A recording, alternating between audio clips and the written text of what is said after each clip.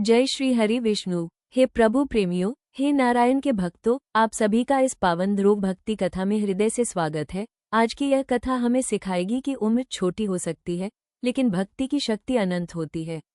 ये कथा है एक ऐसे बालक की जिसने अपमान को भी भक्ति बना दिया, जिसने रोते हुए नहीं बल्कि तप करते हुए भगवान को पाया। आइए, मन को शांत करें, हृदय में प्रभु का स्मरण करें और इस दिव्य कथा में प्रवेश करें।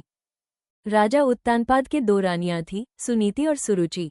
सुरुचि राजा की प्रिय थी और ध्रुव थे सुनीति के पुत्र। एक दिन ध्रुव अपने पिता की गोद में बैठना चाहते थे, लेकिन सुरुचि ने उन्हें रोक दिया। सुरुचि ने कहा, तुम इस सिंहासन के योग्य नहीं हो। अगर राजा की गोद में बैठना है तो अगले जन्म में मेरे गर्भ से जन्म लेना। हे भक्तों, सोचिए उस बालक के हृदय पर कैसा वज्र गिरा होगा। ध्रुव रोते हुए अपनी मां सुनीति के पास पहुंचे। मां सुनीति ने ध्रुव को गोद में बिठाया, आंसू पोंछे और कहा, बेटा, संसार में न्याय तुरंत नहीं मिलता, लेकिन भगवान से बड़ा कोई न्यायाधीश नहीं। अगर सच में सिंहासन चाहिए तो भगवान विष्णु की भक्ति करो, वही तुम्हें वो स्थान देंगे जो कोई छीन नहीं सकता। ये शब्द ध्रुव के जीवन की दिशा बन गए। केवल 5 वर्ष की उम्र में ध्रुव ने घर त्याग दिया और वन की ओर चल पड़े। मार्ग में उन्हें मिले देवर्षि नारद। नारद जी बोले, वत्स, यह मार्ग कठिन है, क्या तुम इतना कठोर तप कर पाओगे?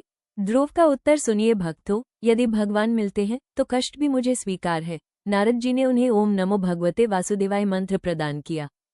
ध्रुव ने तप किया, पहले फल फूल से, फिर सूखे पत्तों से, फिर केवल जल से और अंत में केवल श्वास से। उनकी भक्ति से संपूर्ण ब्रह्मांड डोलने लगा। देवता घबरा गए और भगवान विष्णु मुस्कुराए। एक दिन प्रभु स्वयं प्रकट हुए। ध्रुव स्तब्ध रह गए, वाणी रुक गई। भगवान बोले, वत्स, मांगो, क्या चाहते हो? ध्रुव ने कहा, प्रभु, मैं तो कांच खोजने आया था, पर मुझे अमूल्य रत्न मिल गया। भगवान ने उन्हें ऐसा स्थान दिया जो आज भी ध्रुव तारा कहलाता है। भक्तों, ये कथा हमें सिखाती है, भक्ति उम्र नहीं देखती, अपमान भी साधना बन सकता है। सच्ची लगन से भगवान अवश्य मिलते हैं। जो प्रभु को पाले वो संसार से ऊपर उठ जाता है। हे प्रभु भक्तों, यदि यह ध्रुव भक्ति कथा आपके हृदय को छू गई हो तो कृपया इस कथा को लाइक करें, अपने परिवार और मित्रों के साथ शेयर करें और ऐसी ही भक्ति कथाओं के लिए हमारे चैनल को सब्सक्राइब करना न भूलें, क्योंकि भक्ति बांटने से और भी बढ़ती है। जय श्री हरि विष्णु। जय ध्रुव भक्त।